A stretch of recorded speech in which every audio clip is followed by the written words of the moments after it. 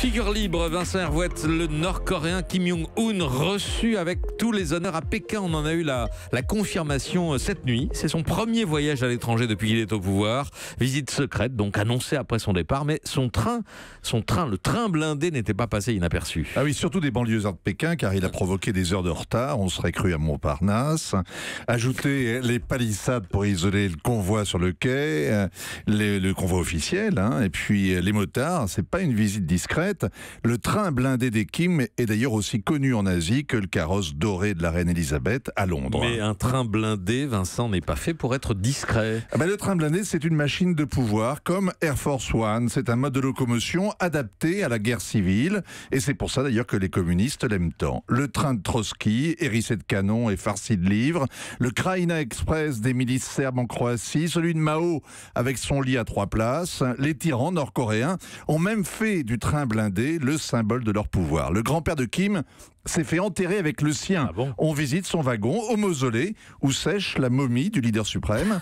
Le père de Kim en avait une demi-douzaine, tous identiques, verts avec une bande noire, double blindage, 2 locaux et des wagons avec hélico et bloc opératoire. À l'intérieur, ça fleure la pension de famille, fauteuil en velours, rideau en dentelle, on est chez Jules Verne. Et ça roule à 60 km/h, pire qu'un TER dans la France périphérique. Mais avec le train blindé, c'est l'histoire qui déboule. Et donc, ce matin seulement, les Chinois ont confirmé que Kim Jong-un était à bord. Oui, les vitres sont noires. Le pouvoir doit rester aussi mystérieux que les horaires de TGV le lundi de Pâques, veille de grève. Et ce matin, les photos montrent Kim en costume Mao avec sa femme, posant avec Xi Jinping et son épouse, tout sourire. Révéler ainsi la rencontre après l'avoir laissé imaginer pendant 36 heures. C'est grandiose comme mise en scène. Quel est l'enjeu, Vincent ? Dans un mois, Kim Jong-un a rendez-vous avec son homologue sud-coréen à la frontière. Fin mai, avec Donald Trump, on ne sait pas où ils se parleront, ni quand, ni même de quoi.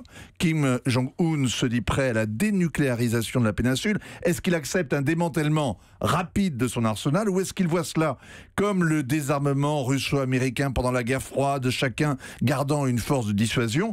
Pour l'instant, la diplomatie de l'ombre discute des discussions à venir. Le ministre des Affaires étrangères nord-coréen était exprès en Suède la semaine dernière. Il y a eu des contacts indirects à Helsinki. Il y a aussi un canal secret aux Nations Unies.